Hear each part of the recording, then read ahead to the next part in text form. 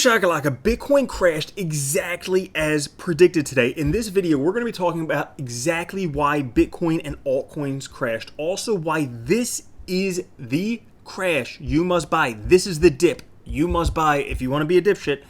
And finally, why we are nowhere near the top. Stay tuned.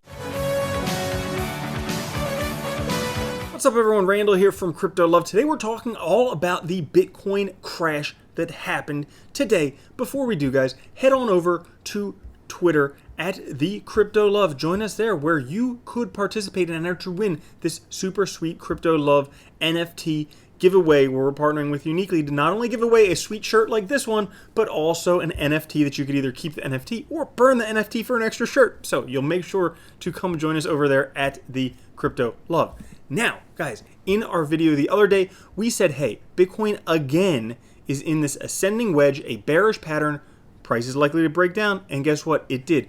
Did exactly what it did previously, these pink ascending wedges, bearish pattern, price breaks down. Now this time, Bitcoin bounced off of the 150-day moving average. If we scroll back and take a look, the last time that Bitcoin did this was all the way back here in September. Arguably the best time to buy Bitcoin, because right there, Bitcoin was $9,000 right before it rode up to $65,000. Arguably the best time to buy Bitcoin. This was after it went all the way up to $12,500, crashed down to $9,000, and then boom, best time to buy. But Bitcoin isn't the only thing crashing in the markets today. The overall cryptocurrency market down 8.86%. Bitcoin down 11%, ETH down 9%, BNB down 8%, Tether staying stable, Dogecoin down 18%, Cardano 4%, XRP 9%, Internet Computer 9%. So, what's the reason behind all of this? Well, basically the main reason behind anything moving in cryptocurrency recently is manipulation that goes along the lines of four letters ELON. This is the latest tweet that crashed the entire market. Look at this. He literally crashed a market by what, 10% of 2 trillion? So $230 billion market crash by one tweet. Somebody should take away this guy's Twitter account. He says, Tesla has suspended vehicle purchases using Bitcoin. We're concerned about rapidly increasing use of fossil fuels for Bitcoin mining and transactions, especially coal, which has the worst emissions of any fuel. Cryptocurrency is a good idea on many levels, and we believe it has a promising future, but this cannot come at great cost to the environment. Tesla will not be selling any Bitcoin, and we intend to use it for transactions as soon as mining transitions to a more sustainable energy. We are also looking at other cryptocurrencies that use less than 1% of Bitcoin's energy per transaction. Now, this is not the only thing that could have contributed to the crash. Also, Vitalik sold $1 billion worth of Shiba tokens, and he donated it to the India COVID Relief Fund. So we have two big events that potentially caused a gigantic crash in the market, caused a 10% almost market crash. Now, in response to this thing going on with Elon Musk, Willy Woo says, Elon asked the community whether Doge, a proof of work coin, also one that also destroys the environment, secured by energy, should be accepted by Tesla, and in the very next tweet announces Tesla's no longer accepting Bitcoin due to energy reasons. Tell us what's really going on, Elon. Yeah, this is kind of crazy. He caused a whole bunch of FOMO. He caused a whole bunch of retail investors to lose a ton of money on Dogecoin last week, and then he's now causing a whole bunch of people to lose money on Bitcoin. Why is he doing this? And this comes only 3 weeks after Jack Dorsey says Bitcoin incentivizes renewable energy. Basically this quote here, where Bitcoin is the key driver of renewable energy in the future. Now, basically, Charlie Lee has gone on to further prove that this whole thing with Elon Musk is absolutely, completely ridiculous. So they're saying, hey, we're not doing Bitcoin mining, it uses up too much energy. Charlie Lee retweeted this, where the entire Bitcoin network uses 4 times less energy than clothes dryers. That's right, what you use to dry your clothes at home, Bitcoin uses less than that. Here's the numbers just for the US. 130 million US households. Average household uses 12,000 kilowatt hours per year. Dryers are 6% of household energy use, which equals 720 kilowatt hours per year. So that equals 93.6 terawatt hours. Bitcoin only uses 90 terawatt hours. So Bitcoin in the entire world still uses less electricity than just the dryers in the US. And furthermore, this is one of the most, retarded tweets, because they're concerned about Bitcoin mining causing energy issues. However, they have these energy efficient cars called Teslas. Well, the energy doesn't come out of nowhere. It actually has to come from a battery. Well, it gets put into that battery from other sources, maybe renewable sources. But to create those batteries, they have to mine rare earth metals. And Tesla themselves has even warned of coming battery mineral shortages. Sarah Mersel, Tesla's global supply manager, says that the auto industry would need to invest directly in battery metals mines in order to secure supply over the next 3 to 5 years. What more is the damage from mining these rare earth metals? You don't hear Elon crying on Twitter about how they are destroying the world by mining these rare earth metals for Teslas. As a matter of fact, securing just 1 ton of rare earth elements produces 2,000 tons of toxic waste and has devastated large regions of China. So, while they're destroying the environment on one hand, he also has enough time to destroy the entire cryptocurrency market in one tweet. Now, is this the end? What to do?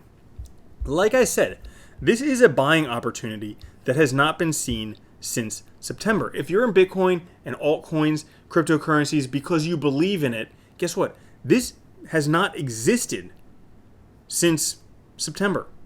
Pretty much. The whole entire bull run. We have not had this good of a buying opportunity since then. But that's not all. Because right now, on the grand scheme of things, now granted, Bitcoin, we can look and see what it's done previously. Past performance is not an indicator of future success. But I call what we're in right now the Bermuda Triangle of Bitcoin. The Bitcoin Bermuda Triangle, the BBT. Okay? Because, as you see, we draw a line right here from this top to this top, draw a line through it. Then we take that same top, draw it through here. And then, look, we are in this little indecisive pullback triangle. And it's kind of strange because we have a somewhat rounded top here. The rest of them, very parabolic tops, very crisp, sharp tops. We kind of have a rounded top. So the market doesn't exactly know what it's doing right now. But we are in this kind of Bermuda Triangle. And until we get out of here, who knows what's going to happen. But once we do, it's very likely the price is going to go up dramatically. Is this the end of the market? I would say not. But, there are always some things that I tend to look out for, and some of my red signal flashers were flashing this week. So I made a video a long time ago. The bull market ends after these things happen. So 1, I said we had a 30%+ drop where we shake the trees. 2, massive retail FOMO where people are selling their houses for Bitcoin. Can't even pronounce the names of cryptocurrencies. 3, super bullish Tom Lee from Fundstrat. And 4, Charlie Lee warning on Twitter. So let's take a look at these things. 30% drop, shake the trees. Do we have that? Yes. Okay, we've definitely, from 65 to about 45, yes, we are very, very close to that shaking the trees. So we have 1 out of 4. 2, massive retail FOMO. Yes, last week experiencing massive retail FOMO. Alarm bells were going off in my head last week when people were talking about Dogecoin. Okay, they had no idea how to pronounce it. And all of a sudden, I was remembering 2017 when people were talking about Ripples and Litecoin. Okay, so 2 things already happening. 3rd, super bullish Tom Lee on Fundstrat. Well, Tom Lee is talking about markets, but not Bitcoin yet. He's saying, hey, the stocks plunge. It's scary. I would be a buyer today. He's not saying Bitcoin to $10 million tomorrow. So that hasn't happened yet. 4th one, Charlie Lee warning on Twitter. And this goes back to what he did back in 2017, pretty much at the height of the market, December 12th. He says, okay, sorry to spoil the party, but I need to rein in the excitement. Buying Litecoin is extremely risky. I expect us to have a multi-year bear market like the one we just had where Litecoin dropped 90% in value, $48 to $4. So if you can't handle Litecoin dropping to $20, don't buy.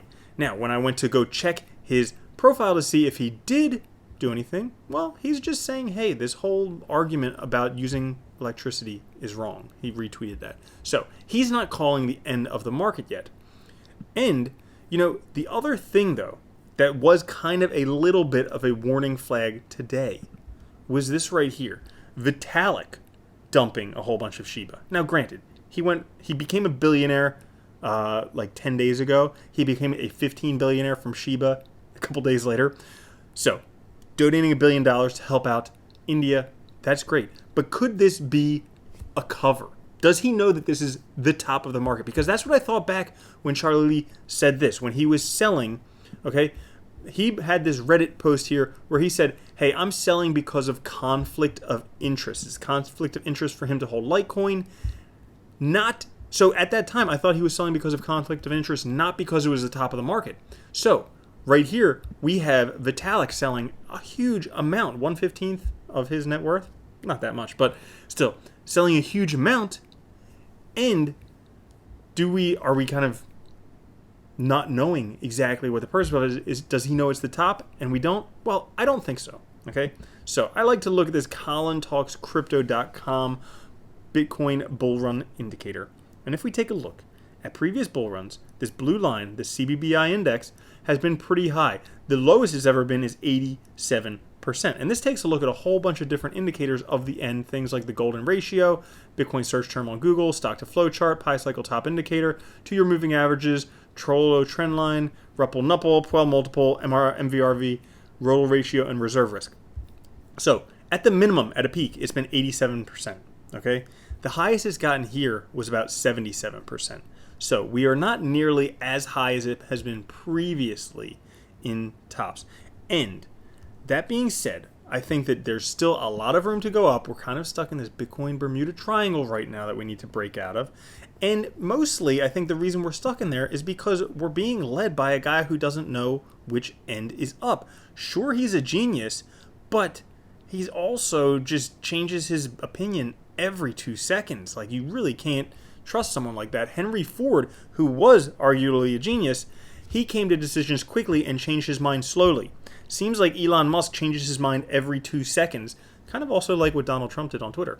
But that being said, I like to end it with what Altcoin Daily says right here. Basically, every time we have a shakeout, he shows this chart here.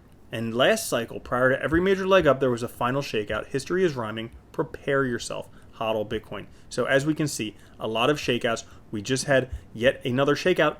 Possibly the best one yet, the best buying opportunity. I know it's scary, but maybe we should actually heed Tom Lee's advice and buy Bitcoin at this moment. So if you did enjoy that, make sure to like, subscribe, click the notification bell. Also remember, come join us over on Twitter at TheCryptoLove. And I will catch you guys later. Peace.